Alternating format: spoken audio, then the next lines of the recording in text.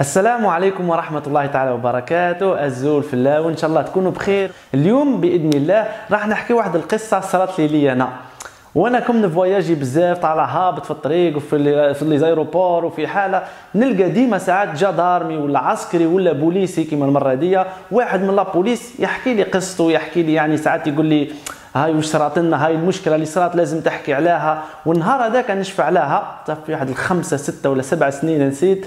حكى لي واحد البوليسي على واحد القضيه صارت في المطار، قال لك واحد الديبيوتي من البرلمان حكم بوليسي كوليغ تاعهم قتلوا بالضرب البرا، مش البرا داخل المطار، وين يفركتوا الناس وين يعديوا على ماشين هذيك اللي تصوني. ديبيوتي بالكوستيوم حكم بوليسي لابس لا توني، قالوا لي هك بوليسي يعني بالكاسكيطه ولابس لبسه زرقاء والامن الوطني والنجمه وهلال كلش، قال لك حكموا قتلوا بالضرب. قلت لهم عجب، مالا قلت لهم واش داروا له ديبيوتي؟ قالوا لي الديبيوتي البرلماني ما داروا له والو، البوليسي هو اللي عاقبوه وبالك سحتوه. فقلت لهم يا جماعه انتم منكم بصح؟ قالوا لي والله قضيه صح، ومن بعد قريتها في الجورنال وزدت اكدت، وانا تعرفوا اخوكم قلبه سخون، روحت للدار هجيت ستيل وطحت عليها الالبوم الجاي بعد اغنيه الاولى، يا الديبيوتي اللي ضرب البوليس يا اللي دار كذا، لانه حاجه غير معقوله. هذه الحكايه. ومن بعد عدت سنوات وعندها واحد شهر شهرين تلاقيت في باريس واحد الوفد هاك جايين من الجزائر، في صحفيين في اعلاميين فيه سياسيين وكذا، تلاقينا في بلاصه بقينا نسلموا ونحكيو. واحد فيهم راجل كبير جاني قال لي يا ولدي واش راك لاباس؟ صورنا وحكينا وضحكنا، وقال لي عن بالك شكون انا؟ قلت له والله ما عن بالي. قال لي انا هو الديبيوتي اللي ضرب البوليسي واللي غنيت عليه. قلت له كيفاه؟ قال لي انا هو البرلماني هذاك اللي حكيت عليها لطفي في الغنايه وقلت ضرب البوليسي. فقلت يا هو يا دركا مشكله، درك يقول لي علاه سبيتني وعلاه درت كذا. قال لي يا ولدي دوك نحكي لك الحكايه يعني حقيقه الحكايه. قلت له احكي لا فيرسيون تاعك، خاطرك الاخرين تاعنا عندهم فيرسيون. قال لي انني حاج واني كبير واني مؤمن وعندي اولاد وراني كذا. هو من قالما قال لي انا ما نقدرش نروح نضرب انسان ولا نتبلى على انسان ولا نتعدى على انسان، خاصه شرطي. قلت له مالا واش صرا؟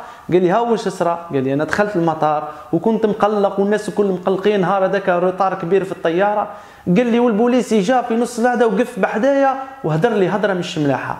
قال لي كيما هدر لي هضره مش ملاحه؟ قال لي انا دزيته انفعلت. قال لي دزيته، وكي دزيته هو طاح تقلب قاس الكاجوات هذوك اللي يحطوا فيهم القش، خلطت في بعضاها اللي تعس هذيك الطفله في سكانير ناضت تندبه نندبه. صحابه خرجوا واش صار؟ جاوا صحابه لي ديبيوتي وتخلطت يا جماعه وضربوا وما ضربوش. قال لي والله ما ضربته، قال لي دزيته صح، قال لي ما انفعلت، قال لي غلط دزيته، قال لي بعديك العراق وتخلطت، قال لي بعديك تابعناه قضائيا والحكايه كبرت وسحتوه ولا. يا هو كل واحد يا جماعه عنده لا فيرسيون دي شوز، واحد يقول لك هاي ليستوار، واحد يقول لك هاي ليستوار.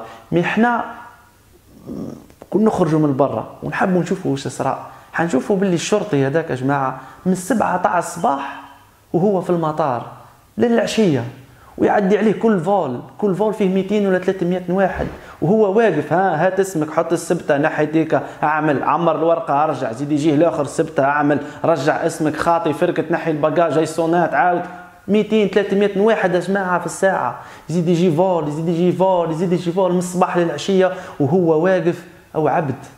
يوصل درجه يتساتورا سي فيني، ودا بوليسي وفي المطار في لاكليماتيزاسيون وكلش يعني، فما بالك لا بوليس الاخرين مسكين ربي يفرج عليهم. هذا البوليسي قلنا يوصل درجه يتساتورا، يجي الراجل اللي هو ديبيوتي، الروتار تاع الطياره والسيركيلاسيون وقت تعرفوا حاله الخطوط الجويه تاعنا وما يقولوا لك ما يفهموك، فهو تانا وصل مخنوق لهنا، تلاقوه في زوز في درجه مخه مقفول. فيجي الشيطان ويشعل ايتنسال صغيره تشعل ما فيها حتى هضره جماعه، لانه الاخر صاي مخه تقفل، والاخر البوليسي عياه مخه تقفل، مهما كانت اشاره ولا خزره ولا كلمه ولا حتى هضره خفيفه راح تشعل بها نار. يعني خلاصه القول هذه تصرى لنا احنا من في رمضان، تكون داير لاشين ومقلق، توصل عند الخباز هو تانا خدام ومقلق، فتقول له اعطيني 4 خبزات يحطهم لك فوق الكونترات، تقول له شبيك تطيش لان خدام عندك، هو يقول لك شبيك تعيط وتوقع دبزه. تلقى الناس في الزلابيه هذه، توصل دالتك انت تجي تقول له السلام عليكم، يقول لك هيا بركه قد تسحق زلابيه، يا ولدي السلام عليكم، يا محمد قد تسحق، تسبني روح داف راحت الزلابيه تنطرت، وكم شفتوا العراك بالزلابيه واش نقول لكم. هذا واش يصرى في بلادنا، يعني كل انسان يحاول يتفهم الموضوع تاع الاخر، بالك وعيان، بالك بخص الخدام، بالك راهو مشاكل، بالك عنده كذا. هذه هي اللي الانسان لازم يتفهمها. كانت الحلقه تاع اليوم خلاصتها انه الانسان يتفهم قبل ما يجي وقبل ما يدير عمل بعد راح يندم عليه وتكبر. بارك الله فيكم، تلاقوا مره جايه ان شاء الله. السلام عليكم.